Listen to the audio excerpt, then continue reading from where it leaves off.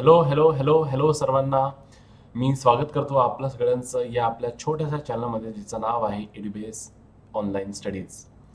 सगळ्या विद्यार्थ्यांचं मी इथे स्वागत करतो आणि तुम्हाला सांगू इच्छितो की आपला हा जो व्हिडिओ आहे हा आपला एक वन शॉट व्हिडिओ आहे वर्क एनर्जी पॉवरवर. वर्क एनर्जी आणि पॉवर म्हणजे कार्य, ऊर्जा आणि ताकद, शक्ती आपण ज्याला म्हणतो. याच्यावर आपण एक हा वन शॉट व्हिडिओ बनवत आहे ज्याच्यात आपण सगळे फॉर्म्युलेज आणि त्याच्याशी रिलेटेड थेरम्स आपण यात कव्हर करणार आहे. जेवढे पण फॉर्म्युलेज आपल्याला उपयुक्त आहे या लेसनमध्ये, कुठले पण न्यूमेरिकल सॉल्व्ह करताना, कुठला पण कॉन्सेप्ट अप्लाय करताना, ते आपण एका शॉर्ट ग्लान्समध्ये बघणार आहोत. तसेच जे काही थेरम्स आहेत ते पण आपण याच्यात बघणार आहोत. मी तुम्हाला फास्टली क्विकली एक ग्लान्स देऊन देतो की आपल्याला या लेसनमध्ये काय काय कंटेंट इथे बघायचा आहे. तर सर्वप्रथम आपण बघूया की वर्क डन बाय फोर्स काय असतो, म्हणजे कुठल्या पण फोर्समुळे काय वर्क डन होतो, कसा वर्क डन होतो, त्याला आपण काढतो कसं, what is F dot S cos theta हे काय असतं हे सगळं आपल्याला याच्यात बघायचं आहे. की कुठल्या पण फोर्समुळे समजा आपल्याला वर्क डन काढायला सांगितलं तर आपण त्याला कसं काढणार. याच्यात आपल्याला बऱ्याचशा गोष्टी बघायच्या आहेत, जसं work done by force, work done by constant force, variable फोर्समुळे वर्क डन आपण कसा काढतो इंटिग्रेशन मेथडनी, area under force displacement graph, force आणि डिस्प्लेसमेंट ग्राफच्या अंडरचा जो एरिया आहे त्याच्यात आहेत आपण वर्क डन कसं काढतो हे सगळं आपल्याला इथे बघायचं आहे. दुसरा पर्स्पेक्टिव्ह जो आपण या लेसनमध्ये बघणार आहे दॅट इज कायनेटिक एनर्जी. की कायनेटिक एनर्जी म्हणजे काय असतं. जे आपण म्हणतो ना की एखादी गोष्ट जर गतिमान असेल, चालत असेल है ना, मोशन मध्ये असेल, तर आपण त्याला म्हणतो की या बॉडीला कायनेटिक एनर्जी आहे बा, है ना. तर कायनेटिक एनर्जी म्हणजे काय असतं. त्यानंतर पोटेन्शियल एनर्जी म्हणजे काय असतं. आता पोटेन्शियल म्हणजे काय की कुठल्या पण बॉडीला त्याच्या लोकेशन पोझिशनमुळे असलेली एनर्जी, जी ऊर्जा त्याच्यात संक्रमण करू इच्छिते, त्याला आपण म्हणतो पोटेन्शियल एनर्जी. तसंच नेक्स्ट आपण बघणार आहे की वर्क एनर्जी थिअरम काय आहे. वर्क एनर्जी थिअरम काय आहे हा एक खूप इम्पॉर्टंट थिअरम आहे. म्हणजे जर एखाद्या चांगल्या पेपर सेटरला या पूर्ण लेसन मधनं एक चांगला जर कॉन्सेप्टवर न्यूमरिकल बनवायचा आहे ताकी ते मुलांना टेस्ट करू शकेल, तर वर्क एनर्जी थिअरमपेक्षा दुसरा चांगला स्कोप इन्व्हिजिलेटरजवळ नसतो. त्याच्यामुळे हा आपल्यासाठी शिकायला खूप इम्पॉर्टंट म्हणून एक कॉन्सेप्ट बनून जातो. याचाच लहान भाऊ आहे law of conservation of energy. म्हणजे कसं आपण वर्क एनर्जी थेरमला काही रेस्ट्रिक्शन्स लावले, काही आपण जर त्याच्यावर कंडिशन्स अप्लाय केल्या, तर कसा वर्क एनर्जी थेरमच आपला law of conservation of energy बनतो, हेही आपल्याला यामध्ये बघायचं आहे. नेक्स्ट आपण गोष्टी करूया, चर्चा करूया पॉवर बद्दल. पॉवर म्हणजे काय. काम तर सगळंच करताय ना आपण. समजा एखादा आपण एक 10 वर्षाचा मुलगा बघितला, त्याला म्हटलं रे बाबा रे तू 10 पायऱ्या चढ, आणि एक वृद्ध आजोबा पकडले आणि त्यांना पण म्हटलं की आजोबा तुम्ही पण 10 पायऱ्या चढा, बरोबर आहे. पण दोघंही वर्क सेमच करताय, पण दोघांनी लावलेला वेळ जो आहे त्या कार्यासाठी तो अलग अलग आहे, कारण दोघांच्या पॉवर्स अलग आहे. तर किती ऊर्जा खपत आहे, किती ऊर्जा जात आहे एका सेकंदामध्ये, ते सांगतं आपल्याला की त्या गोष्टीची पॉवर किती आहे, what is the power of that person या फिर ऑब्जेक्ट. तर चला कुठलाच वेळ न दवडता आपण क्विकली आपल्या पहिल्या टॉपिककडे येऊया, ज्याचं नाव आहे basics of work done and work done by the force. Me quickly इथून चला. आता basics of work done and work done by force मध्ये आपल्याला काय बघायचं बघा. मी इथे एक ब्लॉक घेतला, ठीक आहे. काही पण याचा मास असू शकतो एम, ठीक आहे. कन्सिडर करू आपण की याचा मास किती आहे बाबा, एम आहे. या एम मासवर मी एक फोर्स लावला इथे. आता हा फोर्स जो आहे ना, मी हॉरिझॉन्टल न लावता थोडा एक इन्क्लाइन लावून दिला इथे, ठीक आहे. बघा इथे इन्क्लाइन फोर्स लावला मी एफ, याचा अँगल किती आहे थिटा, ठीक आहे. आता या फोर्सचा मुळे आपल्याला काढायचं की या फोर्समुळे या ऑब्जेक्टवर किती वर्क डन झालं, या फोर्समुळे या ऑब्जेक्टवर किती वर्क डन झालं. तर तो बेसिक फॉर्म्युला काय असतो आपला वर्क डनचा की एफ डॉट डीएस, म्हणजे work done is dot product of force आणि डिस्प्लेसमेंट. म्हणजे फोर्स वेक्टर आणि डिस्प्लेसमेंट वेक्टरचं जे प्रॉडक्ट असतं आपण त्याला काय म्हणतो, वर्क डन म्हणतो. म्हणून मी इथे लिहून ठेवलंय की work done it is a product of force dot displacement vector. आणि दोन वेक्टर्सचा जो डॉट प्रॉडक्ट असतो तो नेहमी काय असतो, एक स्केलर असतो. काय असतो, स्केलर. म्हणून वर्क डन जी आहे ही आपली कुठली एंटिटी आहे, स्केलर एंटिटी आहे. कुठली एंटिटी आहे, स्केलर एंटिटी.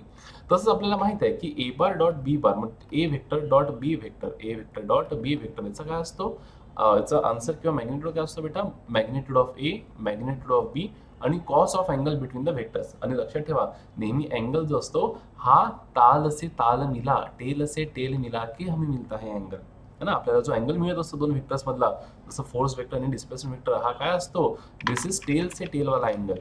की बेटा दोन व्हेक्टर्स जेव्हा तुम्ही टेल से टेल मिळवता तो जो अँगल बनतो that is nothing but our angle between the vectors. तसंच मी इथे जर ए बार डॉट बी बार लिहित आहे तर काय लिहिणार इथे, ए बार डॉट बी बारला मी इथे लिहिणार magnitude of S, magnitude of S आणि कॉस ऑफ अँगल बिटवीन दे, म्हणजे एफ एस कॉस थिटा, हे मी इथे लिहिणार, ठीक आहे. चला इथपर्यंत गोष्टी क्लिअर आहे आपल्याला. म्हणजेच आपल्याला काय घ्यायचं आहे की फोर्सचा मॅग्निट्यूड घ्यायचा आहे, डिस्प्लेसमेंटचा मॅग्निट्यूड घ्यायचा आहे आणि त्याच्यामधला जो काही अँगल असेल त्याचा कॉस आपल्याला इथे घ्यायचा आहे. So work done, it is a dot product of force and displacement. Work done, it is a dot product of force and displacement. आता वर्क डन ला आपण काय लिहू शकतो की component of force in the direction of displacement and displacement है ना. वर्कला आपण एक काय लिहू शकतो दुसरं की फोर्सचा कंपोनंट डिस्प्लेसमेंटच्या डायरेक्शन मध्ये आणि काय डिस्प्लेसमेंट तेही काय म्हणजे आपलं वर्क डन. आणखी वर्क डनला आपण काय लिहू शकतो की बघा ना इथे मी काय लिहिलंय एफ एस कॉस थिटा, तर मी याला एफ एस कॉस थिटालाच मी F cos theta into S पण लिहू शकतो. पण एफ कॉस थिटा काय आहे, फोर्सचा डिस्प्लेसमेंटच्या डायरेक्शनला कंपोनंट. इथे डिस्प्लेसमेंट कुठे होत आहे, राईट साईडला. तर फोर्सचा डिस्प्लेसमेंटच्या डायरेक्शनला जो कंपोनंट आहे त्याला मी म्हणताय एफ कॉस थिटा, त्याला मी काय म्हणताय एफ कॉस थिटा. आणि तो आणि डिस्प्लेसमेंटचा मॅग्निट्यूड या दोघांचा प्रॉडक्ट म्हणजे पण काय शकतो आपण फोर्स. आपल्याला ही डेफिनेशन तर तशी खूप कमी पडणार आहे, ही डेफिनेशन ॲज आपल्याला तेवढी कमी पडणार नाही आहे. ठीक आहे, चला नेक्स्ट स्लाइडवर चालूया. आता इथे आपल्याला करायचं आहे work done bye a force. बघा इथे मी 2 kgचा ब्लॉक घेतला, त्याच्यावर फोर्स लावला इथे मी 10 न्यूटनचा. किती फोर्स लावला इथे मी 10 न्यूटनचा.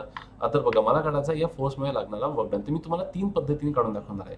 जे तुम्हाला आवडलं ते तुम्ही तुमच्याजवळ ठेवा आणि त्याच पद्धतीने पुढे पण चाला. आणि मी तुम्हाला सांगेन पण शेवटी की याच्यातली कुठली पद्धत आपण वापरायला हवी ताकी आपल्याला कमी वेळेत कमी टाइम खर्च करता आपल्याला आन्सर आलं पाहिजे. बघा इथे फोर्स लागत आहे 10 न्यूटन आणि त्याचा जो अँगल आहे हॉरिझॉन्टल सोबत तो आहे 37 न्यूटन. आता याची बघा पहिला काय म्हणतो F bar dot S bar म्हणजेच काय मॅग्निट्यूड ऑफ एस आणि cos of angle between them. तर फोर्सचा मॅग्निट्यूड किती आहे 10 तो लिहिला मी. डिस्प्लेसमेंटचा मॅग्निट्यूड किती आहे 5 तो लिहिला मी. आणि जर तुम्ही फोर्स आणि डिस्प्लेसमेंट मधला अँगल जर काढला तर तो आहे 37 म्हणून इथे लिहिला मी कॉस 37 4/5. आन्सर भेटला मला 40 जूल. इथपर्यंत क्लिअर आहे. दुसरा काय म्हणतो की एफ एस कॉस थिटा मध्ये F cos theta into S करा. तर व्हॉट इज एफ, एफ किती आहे आपला 10, एस कॉस थिटा किती आपला 45. म्हणजे सरळ मी काय केलं की फोर्सचे जर मी 2 कंपोनंट्स बनवले इथे की हा 10 कॉस 37 किती होऊन जाणार इथे 8 न्यूटन आणि 10 sin 37 किती होऊन जाणार इथे 6 न्यूटन. समजा मी फोर्सचे 2 कंपोनंट बनवले तर हा 6 न्यूटन तर काही वर्क करवतच नाहीये, कारण ज्या डायरेक्शनला डिस्प्लेसमेंट होत त्याला हा परपेंडिक्युलर आहे. पण हा 8 न्यूटन वर्क करवत आहे. म्हणजे फोर्सचा एक कंपोनंटच आहे जो ऍक्च्युअली मध्ये वर्क करवत आहे. तर तो काय आहे एफ कॉस थिटा. म्हणून मी म्हटलं होतं what is F cos theta, it is a component of force in the direction of displacement. Component of force in the direction of displacement तो किती आहे आपला एफ कॉस थिटा आणि तो किती झाला इथे 8 इंटू डिस्प्लेसमेंट किती 5. तर याचा पण आन्सर किती येणार आपला 40. किंवा तिसरं काय की magnitude of S and cos of angle between them. असं पण आपण इथे करू शकतो. तर जी मेथड तुम्हाला आवडली ती मेथड. नेक्स्ट क्वेश्चन बघा what is work done by the tension force in moving a body from A to B. A position वरनं बी पोझिशन वरती जर एखाद्या बॉडीला आपल्याला न्यायचं असेल तर किती वर्क डन होत आहे टेन्शन फोर्स द्वारा हे आपल्याला इथे सांगायचं आहे. आता मला सिंपल गोष्ट सांगा, इथे या स्ट्रिंग मध्ये आपण हे कन्सिडर करूया की स्ट्रिंग सर्व गुणसंपन्न आहे. सर्व गुणसंपन्न म्हणजे काय की मासलेस आहे, इनएक्सटेन्सिबल आहे. ह्या सगळ्या गोष्टी आपल्याला इथे कन्सिडर करायच्या आहे, बरोबर आहे. तर बघा स्ट्रिंग मध्ये टेन्शन कुठे लागत आहे इकडे. डिस्प्लेसमेंट या क्षणाला कुठे होतं इन्स्टंटेनियस कुठे होतं इकडे. काय फोर्स म्हणजे टेन्शन आणि डिस्प्लेसमेंट अँगल 90 डिग्री आहे हो. तर मी इथे लिहिलं मॅग्निट्यूड ऑफ टेन्शन जे काही असणार मॅग्निट्यूड ऑफ टेन्शन टी. आता जसं आपण इथे काढू पण शकतो what is magnitude of tension. समजा हा जर माझा mg असेल खाली वेट लागत असेल है ना, तर हा कंपोनंट झाला माझा mg कॉस थिटा. तर मी म्हणू शकतो की टेन्शन आहे माझं mg कॉस थिटा है ना. तर माझं टेन्शन किती झालं mg cos theta into what is displacement s, बरोबर आहे. आणि अँगल किती आहे त्यांच्यामध्ये तर 90. तर कॉस 90 काय झाला 0. म्हणजेच काय अर्थात की टेन्शन या फोर्सने या कंडिशनमध्ये कुठल्याही प्रकारचं वर्क डन केलेलं नाही आहे. का बरं केलेलं नाही आहे, कारण हे बघा असं नाही की टेन्शननी वर्क नाही केलं तर तो काही विनाकाळचा फोर्स आहे बिनकामाचा फोर्स आहे असं नाही. त्यांनी डिस्प्लेसमेंटमध्ये हेल्प नाही केली. मग कोणी हेल्प केली तर ग्रॅव्हिटीने. ते आपण बघूया नंतर. पण हेल्प कोणी केली ग्रॅव्हिटीचं. तर असा अर्थ कधीच नाही निघत की बा जर वर्क डन कुठल्या फोर्समुळे 0 आहे म्हणजे तो फोर्स 0 आहे किंवा तो काही निरर्थक फोर्स आहे असं कधीच नसतं. तो फोर्स परपेंडिक्युलर लागत आहे डिस्प्लेसमेंटला म्हणून त्या फोर्सद्वारे डिस्प्लेसमेंटमध्ये कुठली हेल्प नाही केल्या गेली. पण बाकी फोर्सने तर डिस्प्लेसमेंट केलंच आहे ना. बॉब जो आहे आपला तो ए वरनं बी वर आला म्हणजे कुठल्या तरी फोर्सने काम केलंच आहे, फक्त टेन्शनने काम नाही केलं. मला तुम्हाला हे सांगायचं आहे. मी त्या लाईन पण लिहिली आहे खाली. Work done 0 doesn't mean that the force is useless or not important. Hence इथे नाही इम्पॉर्टंट पाहिजे होतं, ठीक आहे important. Hence tension was important to produce circular motion. आता सर्क्युलर मोशन म्हणजे काय असतं, जसं जर तुमचं सर्क्युलर मोशन झालं असेल तर तुम्हाला हे कळणारच, बरोबर आहे की बाबा रे. आता इथे बघा पृथ्वी सूर्याभोवती फिरत आहे. आणि सर्क्युलर मोशन व्हायसाठी नेसेसरी सेंट्रिपिटल फोर्स, म्हणजे बघा कधी पण जेव्हा सर्क्युलर मोशन होत असतो तेव्हा सेंट्रिपिटल फोर्स कुठे लागतो, along the radius towards the centre. आणि डिस्प्लेसमेंट कसं असतं, टँजेन्शियल. यांच्यामधलं अँगल किती आहे, थिटा 90 डिग्री. यांच्यामधलं अँगल किती आहे, थिटा 90 डिग्री. तर आपण असं म्हणू शकतो का की work done by centripetal force in circular motion is 0? तर हो, कारण नेहमी तुम्ही इथे जरी चालला गेला तुमचा पार्टिकल तरी बघा फोर्स इकडे राहणार आणि डिस्प्लेसमेंट इकडे राहणार, हे दोघे एकमेकाला 90 डिग्रीवर आहे. याचा अर्थ काय की force vector is perpendicular to displacement vector, म्हणजेच work done by centripetal force is 0.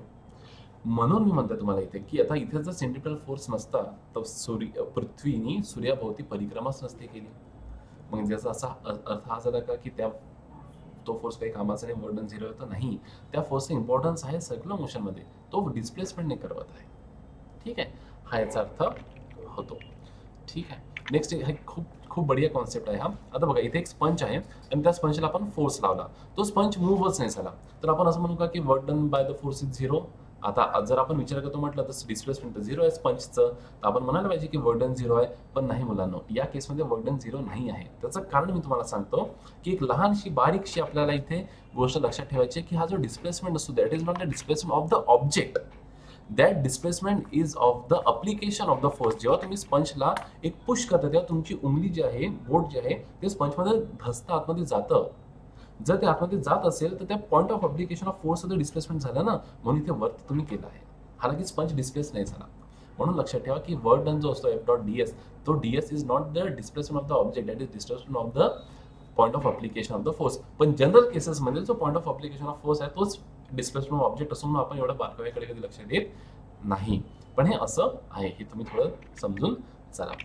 ठीक आहे, this video was recorded by Abhishek Sanjay Kalme for the reference video for Marathi language. So I have tried my best to introduce myself, means the way I can teach. I have sent 2 videos previously.